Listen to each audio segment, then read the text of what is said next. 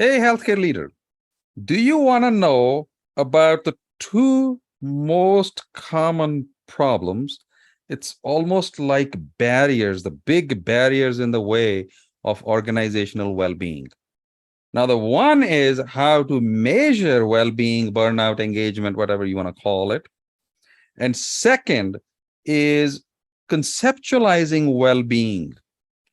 In that case, that one hit wonder like thing, not being burned out, or have enough money, or have better EMR, or so getting away from that conceptually and understanding well-being, engagement, burnout at a much bigger level.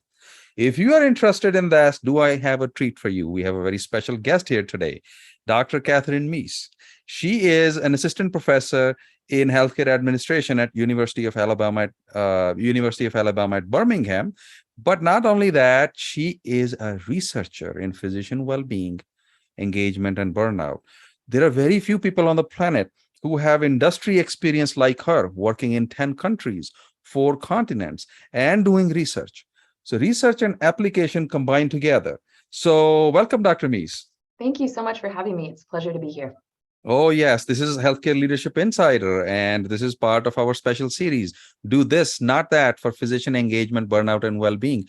It's a hot topic because it's related to physician retention, turnover, recruitment, effort, burnout. And she is my co-author of these twin books, Enhanced Physician Engagement. And as you can see from the pens, I'm always reading them, and the books on strategy and tactics. So let's get going with Dr. Meese. So tell me, you have 2 chapters. The first one is on flourishing and physician engagement, and second is how to measure physician engagement. So tell us, why should any healthcare leader read these chapters, or why would they benefit from them? Right. So thanks for asking. The first chapter helps us conceptualize what are we really aiming for. And what I hear in our industry often is people use the phrase, we need to reduce burnout. How can we minimize burnout? As if just not burned out is the goal, right? That's like the same way as saying that just not dead is the goal of our patient care, right? There's a long road between excellent and not dead. Like, we're not just shooting for not dead. We're shooting for best possible outcome for the patient. And so in the same way, we have to sort of shift our focus, not only in how we talk about it, but in what we're shooting for with our employees. So we don't just want someone who's barely not burned out. We want someone who's flourishing at work. And so there's a great model of flourishing called the PERMA model, developed by Dr. Martin Seligman. And it helps give us a little bit of a guidepost for what we can be aiming for rather than just not burned out. And so this model includes several different elements. Positive emotion, these are things like gratitude, happiness, and hope. People experience that to different degrees, right? So you may not be a cheery, happy person, but there are other elements. Hold on. Let me pull that up from the book so people can actually see it as you're talking about it. So yeah, let me see where I have it here. This is a treat to understand PERMA model and to see how it is so much better than just talking about burnout. So please go ahead. This is from Dr. Meese's chapter in the book. Go ahead.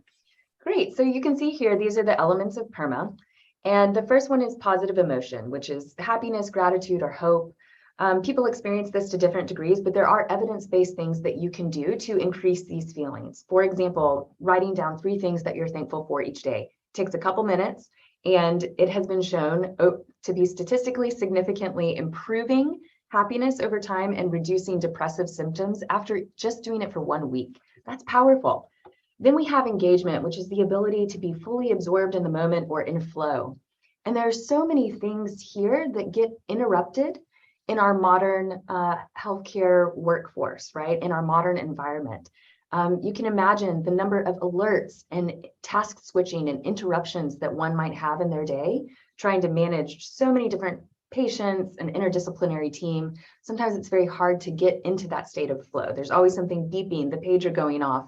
Your inbox messages coming from the EHR.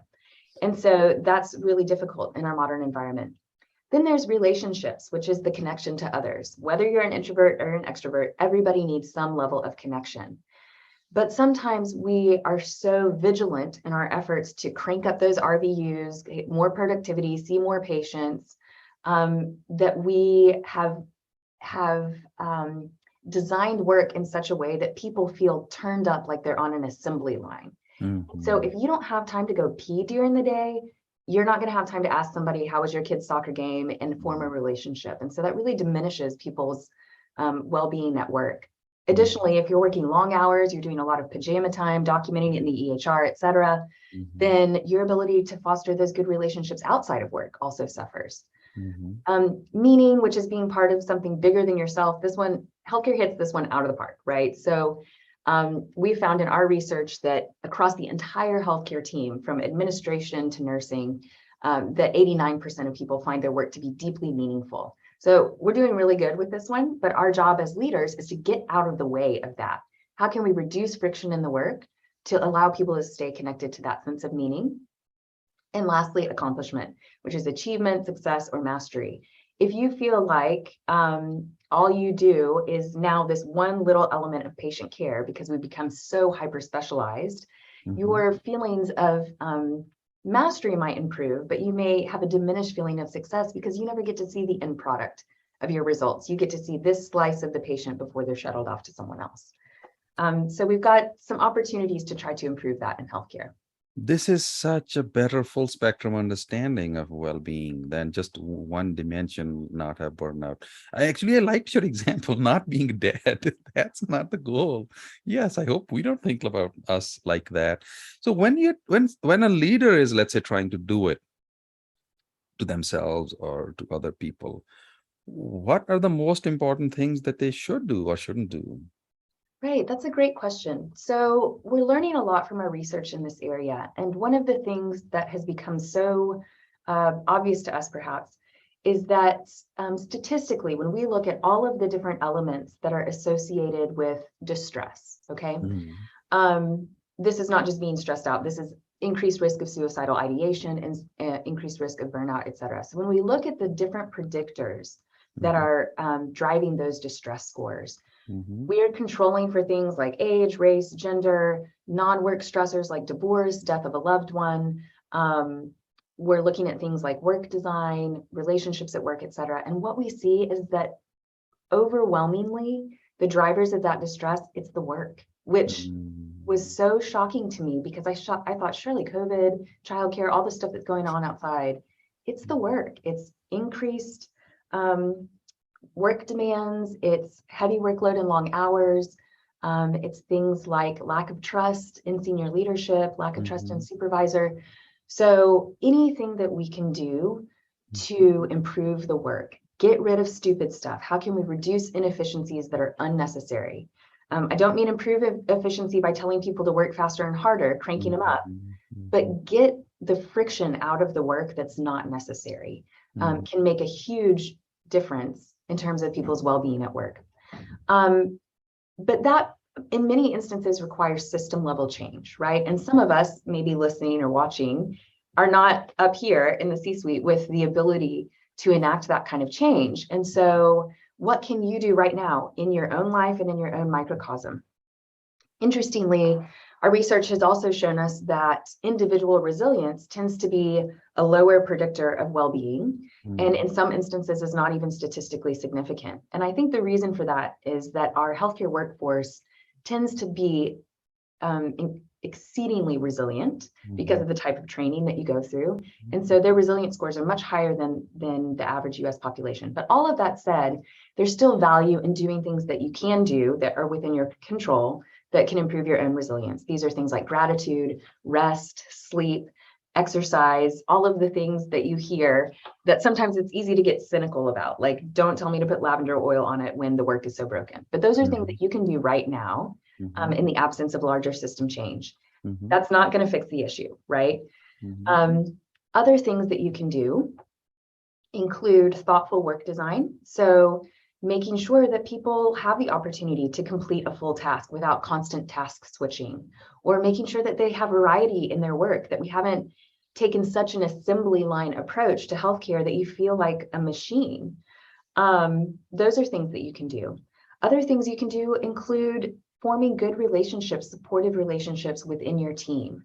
Mhm. We're seeing that there's a huge incidence of PTSD in healthcare workers after the COVID-19 pandemic, which you can understand, high prevalence of moral distress and compassion fatigue. So Mhm. we need each other. There are not enough counselors in this world to give everybody the mental health care services that they need. We have to be able to support each other as peers.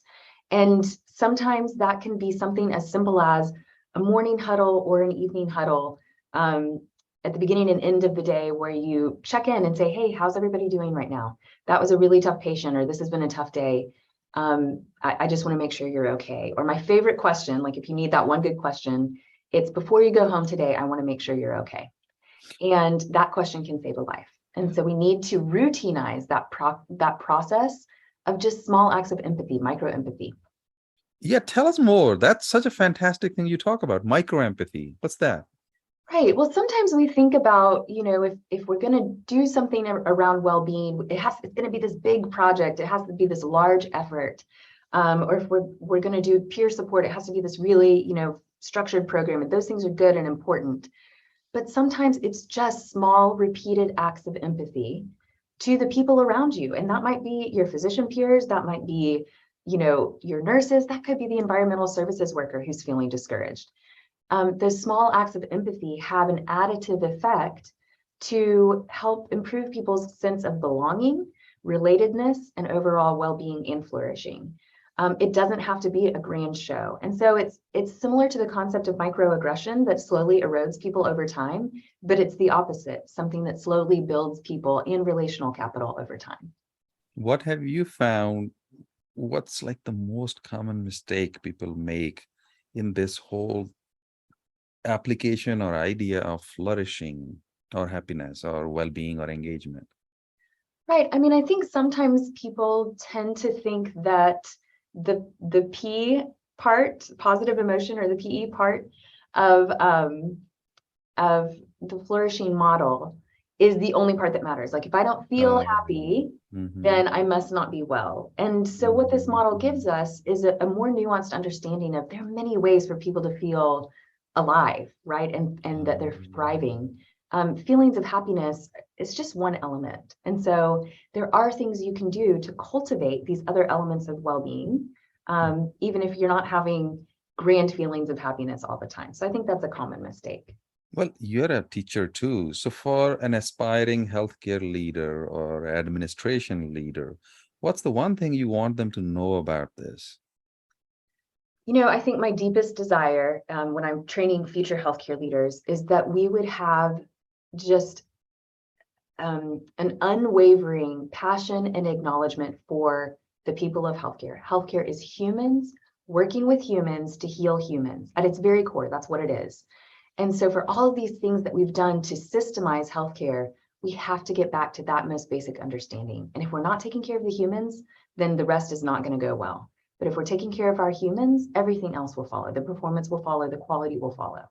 And so I think rehumanizing the work of healthcare is critically important. Now, I was wondering, is there like a story behind all of this? What inspired you to write this chapter?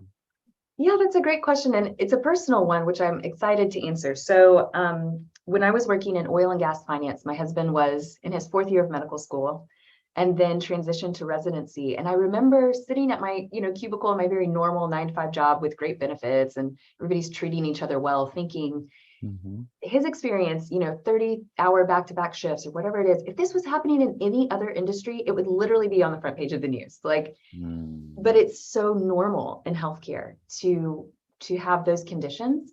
And I think that we've built a system on the altruism of our healthcare providers, and I don't think that's sustainable.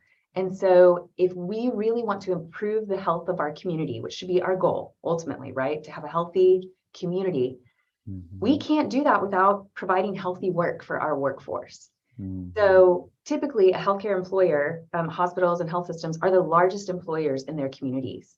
Mhm. So if they're not providing healthy work, you cannot get to the health of the community. And so that really gives me a lot of passion around this topic.